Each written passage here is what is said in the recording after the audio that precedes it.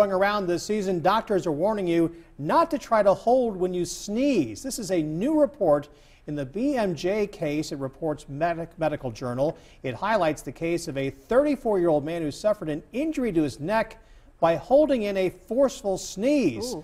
Doctors found a small perforation in his throat. He didn't need surgery, but he did have to be hospitalized for 2 weeks. Sneezes can produce pressurized air that can explode at speeds up to, get this, 100 miles an hour. Noted. I will not hold in my sneeze.